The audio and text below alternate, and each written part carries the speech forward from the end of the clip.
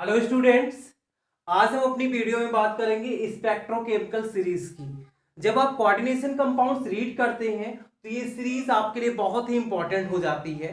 तो आपको एक सीरीज ये दिख रही है, लेकिन इस सीरीज आई कहाँ से है और टोटल मीनिंग क्या है, हमारे लिए इसका इंपॉर्टेंस क्या है, ये बातें समझना बहुत ही इंपॉर्टेंस है। उसके लिए आपको क्या करना होगा, इस वीडियो को पूरा देखना होगा।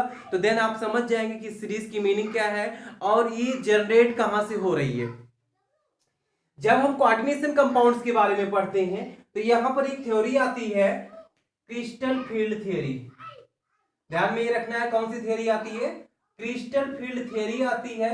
और इस थ्योरी के अकॉर्डिंग हम ये बात करेंगे कि जो स्पेक्ट्रोकेमिकल सीरीज है इसकी मीनिंग क्या है और आई क्या है, कैसे। आपको एक पॉइंट ध्यान में रखना है, क्रिस्टल फील्ड थ्योरी कॉम्प्लेक्स के फॉर्मेशन में डी ऑर्बिटल के पार्टिसिपेशन को दिखाती है और साथ में ये बताती है कि जो डी ऑर्बिटल होते हैं वो स्प्लिट होते हैं। बट यहां पर जो इंपॉर्टेंट टर्म है वो आपको ये समझना है कि कोई भी मेटल्स है और मेटल्स के पास क्या होता है, डी ऑर्बिटल्स। क्या होता है, डी ऑर्बिटल्स होता है। अगर क्रिस्टल फील्ड अकॉर्डिंग थ्योरी की हम बात करें तो डी ऑर्बिटल है, जैसे हमारे पास आयरन है, cobalt, nickel and zinc, chromium, copper, many types के हमारे पास क्या है, मेटल्स है। अगर इन सब में हम देखेंगे तो क्या होगा, डी ऑर्बिटल्स होगा और उस डी ऑर्बिटल में इलेक्ट्रॉन पाए जाएंगे। दैट मीन्स जो इलेक्ट्रॉन्स है 1 2 3 4 5 6 7 8 समथिंग कुछ हो सकता है, 1 हो सकता है, 2 हो सकता है, 3 हो सकता है, 4 5 6 7 8 और 9 10 इलेक्ट्रॉन्स हो सकते हैं। आपको यह ध्यान में रखना है, क्रिस्टल फील्ड थ्योरी के अकॉर्डिंग जब कॉम्प्लेक्स का फॉर्मेशन होता है तो कॉम्प्लेक्स में आपको ये पता है, इसके पहले आपको वीडियो में बताया जा चुका है कि जो कॉम्प्लेक्स होता है, कॉम्प्लेक्स में आपके पास क्या होता है, मेटल और लिगैंड होता है। दैट मीन्स जो मेटल होता है उसके पास जो डी ऑर्बिटल है, लिगैंड क्या करता है, लिगैंड अप्रोच करता है। लिगैंड क्या करता है, अप्रोच करता है मेटल के, और मेटल के पास क्या है, डी ऑर्बिटल है। जैसे जैसे लिगैंड मेटल के नियर आएगा, दैट मीन्स पास में आएगा, तो आपको ये सब थोड़ी सी बातें और ध्यान में रखनी है कि जो लिगैंड्स होते हैं ये क्या होते हैं, इलेक्ट्रॉन रिच स्पीसीज होती हैं। इलेक्ट्रॉन रिच स्पीसीज होती हैं। तो इस लिगैंड के पास भी क्या है, इलेक्ट्रॉन्स है, और इस मेटल के जो डी ऑर्बिटल्स हैं इनके पास क्या है, इलेक्ट्रॉन्स है। तो जब ये पास में आएंगे तो क्या होगा, पास में आने पर जो फोर्स ऑफ अट्रैक्शन लगना चाहिए, जो मेटल लिगैंड को बॉन्ड करने चल रहा है, बट यहां पर लिगैंड है, तो लिगैंड होने की वजह से यहां पर क्या होने लगेगा, रिपल्सन होने लगेगा। क्या होने लगेगा, रिपल्सन होने लगेगा। और जब रिपल्सन होगा तो आपको यह समझना है टर्म की यहां पर एनर्जी रिलीज होगी। एनर्जी क्या होगी, रिलीज होगी।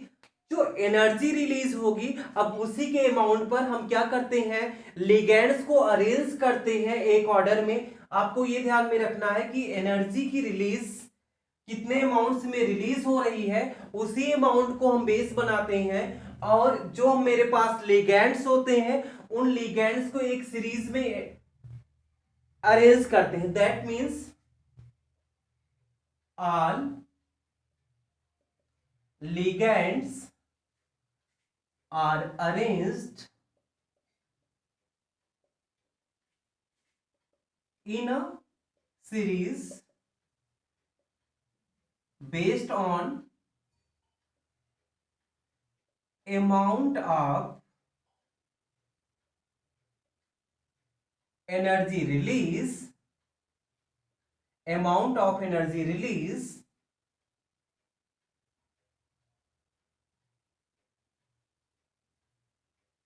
approach to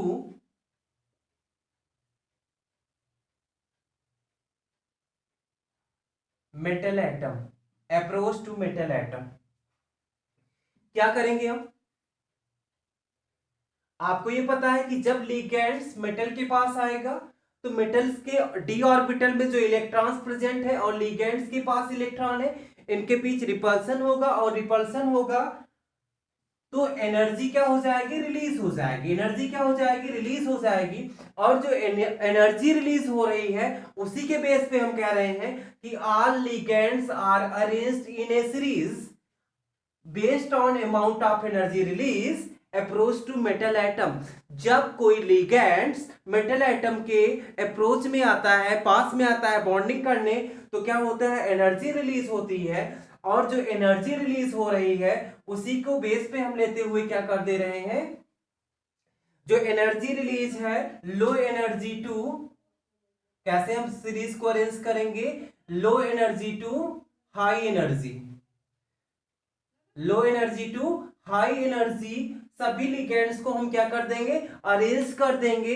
ऐसा लिगेंड जिसके अप्रोच से एनर्जी बहुत कम रिलीज हो रही है उसको हम यहां पे रख रहे हैं आई माइनस। फिर जैसे जैसे हम इस सीरीज में आगे की तरफ चलते हैं, यहां पर B R minus, SO4 minus, Cl minus, F minus, OH minus, oxalate water, और ये आपका EDTA, NH3, PYEN, NO2 minus, Cl minus और CO। ऐसे हम एक सीरीज को अरेंज करते हैं और जो मुझे सीरीज मिलेगी उसी को हम क्या बोलेंगे, स्पेक्ट्रोकेमिकल सीरीज। और वो क्या हो, अगर हम उस सीरीज में देखें तो वो सीरीज में क्या है, लिगेंड्स अरेंज किए गए हैं। क्या अरेंज किए गए हैं, लिगेंड्स अरेंज किए गए हैं। और जब वो मेटल से रिएक्ट करने आते हैं तो जिनकी energy low, that means repulsion होगा तो एनर्जी रिलीज होगी, और जिनकी एनर्जी लो है उनको हम कहां पे रख रहे हैं, लेफ्ट में रख रहे हैं। और जैसे जैसे उनकी एनर्जी बढ़ती जा रही है, दैट मींस रिपल्सन करने पर जो एनर्जी का रिलीज होने का अमाउंट है, जैसे जैसे वो क्या हो रहा है, इंक्रीज हो रहा है, उसी के अकॉर्डिंग लिगेंड को हम एक सीरीज में अरेंज कर देते हैं। और वो जो हमें सीरीज मिलती है उसी सीरीज को हम क्या बोलते हैं, स्पेक्ट्रोकेमिकल सीरीज बोलते हैं। तो ये बहुत इंपॉर्टेंट है लिगेंड के बारे में पढ़ने के लिए कि स्पेक्ट्रोकेमिकल सीरीज क्या है। तो स्पेक्ट्रोकेमिकल सीरीज के बारे में हम ये बोलेंगे कि जितने भी लिगेंड्स हैं उन लिगेंड्स को अगर हम एक सीरीज में अरेंज करें और जो सीरीज हो लो एनर्जी से लेकर हाई एनर्जी की ओर जाए, तो जो सीरीज हमें मिलेगी उसी को स्पेक्ट्रोकेमिकल सीरीज बोलेंगे। और कोऑर्डिनेशन कंपाउंड्स के अदर पार्ट्स और अदर वीडियोस आपको इस वीडियो के डिस्क्रिप्शन बॉक्स में दिए गए हैं, तो आप वहां से देख सकते हैं। आप हमारे चैनल पर नए हो तो वीडियो को लाइक कर दीजिए, चैनल को सब्सक्राइब कर लीजिए, जिससे और आपको न्यू अपडेशन, न्यू वीडियो मिलती रहे। Thank you for watching.